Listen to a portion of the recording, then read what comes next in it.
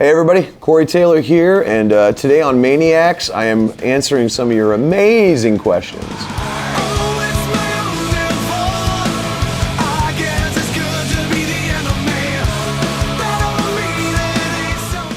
I know the first time I came down here with Slipknot was beyond epic. They're still telling stories of that drunk happening. I'm fairly certain that we're banned from a lot of those hostels as well. It was pretty brutal. But I had some great times with Stone Sour as well. Like I've got a lot of friends that I've had down here for 18 years.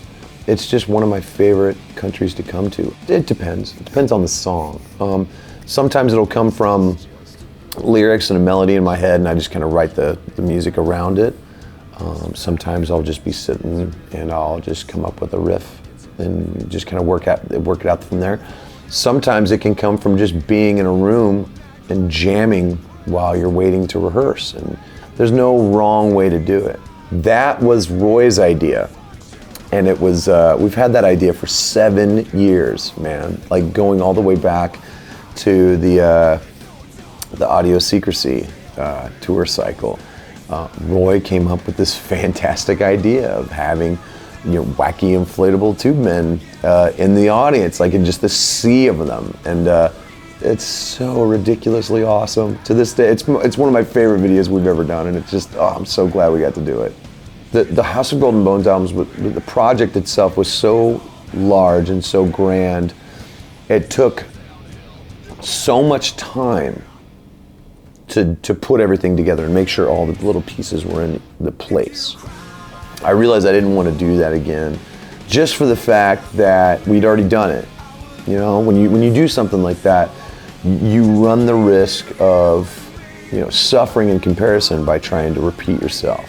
So it was almost like going for the total antithesis of such a grand project like that, and just putting together an album that feels good to listen to in any occasion. It's one of those albums that is so wide open and badass that you can really listen to it in any setting and it just feels awesome, because that's what it's supposed to be.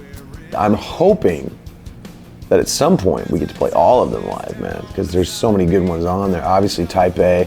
We've already been playing song number 3 and Fabulous. I'm looking forward to playing Knievel Has Landed, Rose Red, Violent Blue. At some point, maybe playing the title track. Saint Marie would be great. Somebody Stole My Eyes, which is just a barn-burning son of a bitch. I guess what goes into it is just respecting what both bands do and what both bands have done. If you sit down and set out to try and purposefully be different, you're always going to sound similar. You're going to set yourself up for failure. What you have to do is you kind of have to go with your gut instinct. You have to go with what feels correct. You have to go with what your instinct is. You have to sit down and go, okay, well, I'm writing this. Well, this feels like Slipknot, so this is going to be Slipknot. Well, this feels like Stone Sour. This is going to be Stone Sour. And never going back on your musical word. So it's just about sticking to your guns musically and having the courage to be able to go with what your gut thinks and go with what your instincts feel and go with what your heart says.